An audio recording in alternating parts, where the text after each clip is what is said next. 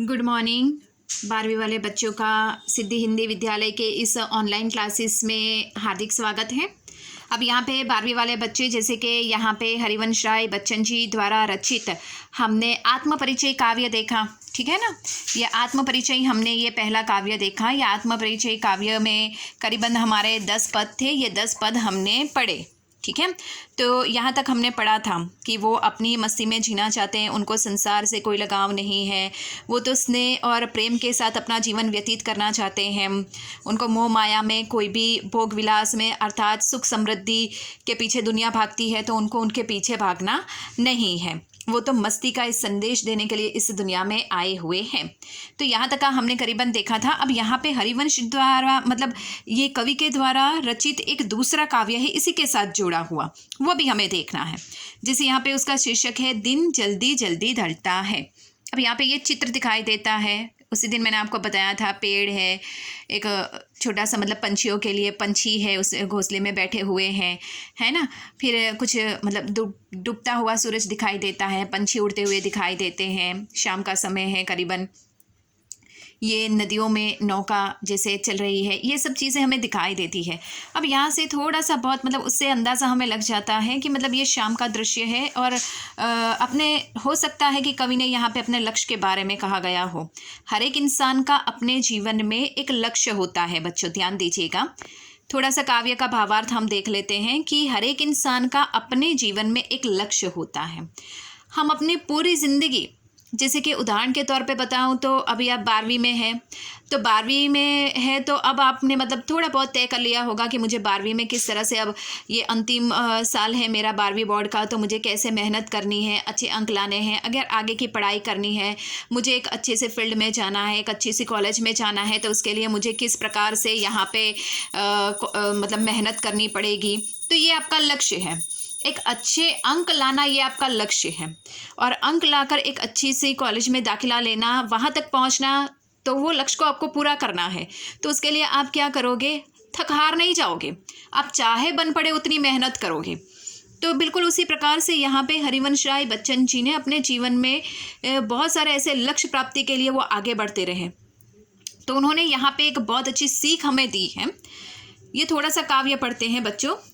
हो जाए ना पथ में रात कहीं, मंजिल भी तो है दूर नहीं, यह सोच थका दिन का पंथी भी, जल्दी जल्दी चलता है, दिन जल्दी जल्दी ढलता है। अब यहाँ पे देखिए, मैंने कुछ एक शब्द के नीचे अंडरलाइन करके उसके शब्दार्थ लिख कर ही रखे हैं ताकि आपको थोड़ा सा समझ में आए। पथ यानी रास्ता, मंजिल यानी लक्ष्य, पंथी यानी यात्री, ठीक है। अब यहाँ पे सबसे पहले पंक्ति से शुरुआत करते हैं। हो जाए ना पंथ में रात कहीं। यहाँ पे जो पथिक होता है, पंथी यानी यात्री, जो पथिक होता है, यात्री होता है, वो ये सोचता है कि शाम ढलने वाली है और मेरे इस रास्ते में ही कहीं रात ना हो जाए, इसके लिए वो क्या कर, मंजिल भी तो है दूर नहीं। जैसे कि हम लोग चल रहे हैं और हमें कहीं पे पहुंचना है, हमारा एक लक्ष्य है कि हमें इतना सफ़र तय कर ही लेना है, लेकिन शाम हो गई है तो हम और जल्दी जल्दी चलने का प्रयास करते हैं ताकि हम अपने रास्ते तक, अपने मंजिल तक पहुंच जाए। हम थकार नहीं, थके हुए तो है ही, लेकिन मन में एक उम्मीद है कि जल्दी से जल्दी हमें अपने लक्ष्य तक पहुंचना है।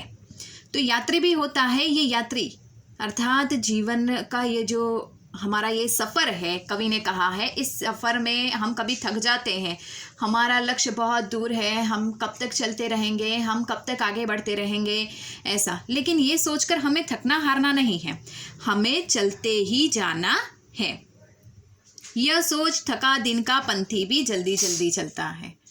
अर्थात हमारा ये जो जीवन का लक्ष्य है, उसको प्राप्त करने के लिए हम थक हार जाते हैं ना, फिर भी हम अपने लक्ष्य तक पहुँचने के लिए हमें मतलब अपने भीतर वो एक उम्मीद जगा के रखनी है। अपने लक्ष्य तक पहुंचने के लिए हमारे अगर पैर मतलब बहुत मंद पड़ जाए या हमारी गति धीमी हो जाए तो उसको वापस थोड़ी सी बढ़ा लेनी है, क्योंकि एक उम्मीद ही ऐसा है, ऐसी चीज़, वस्तु है जो हमें अपने लक्ष्य तक पहुंचा सकती है। दिन जल्दी जल्दी ढलता है।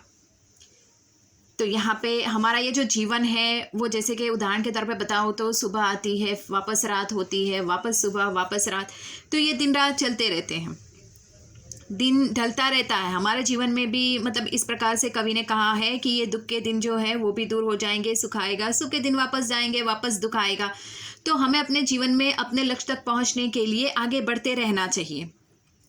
अब दूसरे में, बच्चे प्रत्याशा में होंगे, नीडों से जाग रहे होंगे, यह ध्यान परों में चिड़ियों के भरता कितना चंचलता है, दिन जल्दी जल्दी ढलता है। प्रत्याशा, प्रत्याशा यानी आशा, नीडो, नीड यानी ये जो पंछी रहते हैं वो घोंसला, चंचलता, चंचलता यानी अस्थिरता, विह्वलता।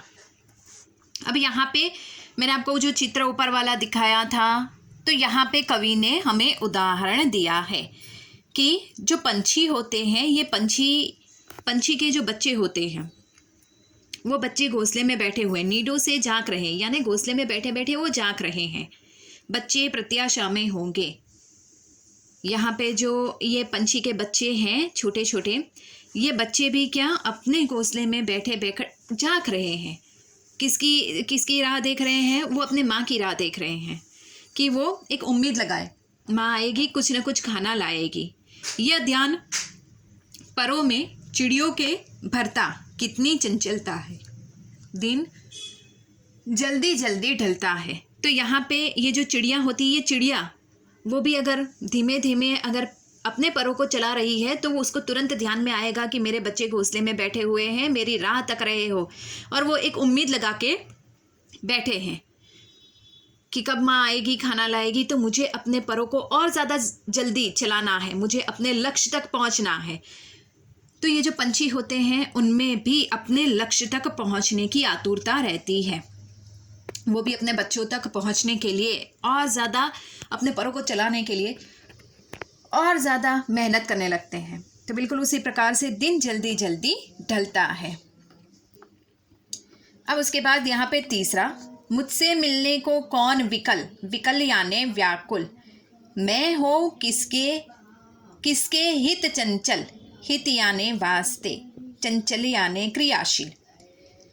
यह प्रश्न स्थिल करता पदों को भरता और में विहलता है। स्थिल यानी ढीला, विहलता यानी आतुरता, बेचैनी। अब यहाँ पे इस पद में कवि ने अपने जीवन के बारे में बताया है। वो कहते हैं मुझसे मिलने को कौन विकल। यहाँ पे मैं एक बात बता दूं कि ये जो हरिवंश राय बच्चन जी है, हरिवंश राय बच्चन जी की जो पत्नी है, उनकी पत्नी का देहांत हो गया है, तो वो अपनी पत्नी को याद करते हुए उन्होंने वो आगे वाला काव्य आत्मपरिचय लिखा था। उसके बाद यहाँ पे दिन जल्दी जल्दी ढलता है, उसमें भी उन्होंने अपने, ये तीसरा जो पद है उसमें उन्होंने अपने पत्नी के बारे में बात की है। उनके पत्नी का नाम यहाँ पर याद रखिएगा, श्यामा। हरिवंश राय बच्चन जी की पत्नी का नाम यहाँ पे श्यामा बताया गया है, ठीक है। तो वो अपनी पत्नी को याद करते हैं और वो कहते हैं कि मुझसे मिलने को कौन विकल। पंछी को भी अपने घर जल्दी जाना है, थके हुए राही को, यात्री को भी अपने लक्ष्य तक जल्दी पहुँचना है, लेकिन मुझे कहाँ जाना है? मैं क्यों इतना व्याकुल हूँ? नहीं, मैं बिल्कुल व्याकुल नहीं हूँ। मुझसे मिलने को कौन व्याकुल, मैं क्यों अपने घर जाऊँ? मैं हूँ किसके हित चंचल, मैं किसके वास्ते क्रियाशील रहूँ। क्यों? क्योंकि उनकी जो पत्नी है, उनकी पत्नी की मृत्यु हो गई है। तो वो कहते हैं कि मैं घर पे भी जाऊँगा, शाम हो गई है, अब रात होने वाली है, तो मेरे लिए कौन व्याकुल होता होगा, मेरी कौन राह देखता होगा, मैं किसके वास्ते इतना क्रियाशील रहूं। यह प्रश्न स्थिल करता पद को भरता और में विहलता, दिन जल्दी जल्दी ढलता है। यह प्रश्न स्थिल यानी दिला, अर्थात कवि ने यहाँ पे कहा है, हरिवंश राय जी बच्चन ने कहा है यहाँ पे कि यही प्रश्न मेरे जीवन को और ज़्यादा स्थिर बना देता है, और ज़्यादा व्याकुल बना देता है। उन्होंने कहा है कि मतलब मेरे हृदय में आतुरता, बेचैनी और बढ़ जाती है। क्यों? क्योंकि उनको पता है उनकी राह देखने वाला घर पे कोई नहीं है, उनका जो लक्ष्य है, कहाँ तक पहुँचना है उनको, कहीं नहीं, बस घर तक वो पहुँचेंगे तो उनकी कौन राह देखता होगा। उनके जीवन में मतलब वो उदास है। इसके लिए उन्होंने अपनी पत्नी को ध्यान में रखकर यहाँ पे ये काव्य लिखा है, जिसमें इस तीसरे पद में उन्होंने लिखा है, मुझसे मिलने को कौन व्याकुल, घर पे शाम हो गई है, मैं घर जाऊं तो मेरी राह कौन देखता होगा, मुझसे मिलने के लिए कौन व्याकुल होता होगा। वो अपनी पत्नी के बारे में लिखते हैं, जिनका अब मतलब देहांत हो चुका है। उनकी पत्नी का नाम श्यामा है। ध्यान रखिएगा बच्चों, मैं हूँ किसके हित चंचल, मैं किसके वास्ते इतने क्रियाशील रहूँ।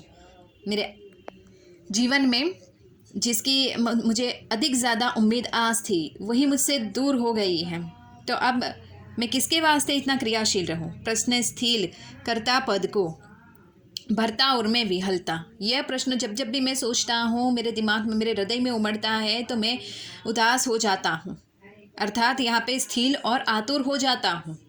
किसके पास जाकर मैं अपने इस दुख, मन की व्यथा को कहूँ। दिन जल्दी जल्दी ढलता है, समय अपने हिसाब से बढ़ता ही जाएगा।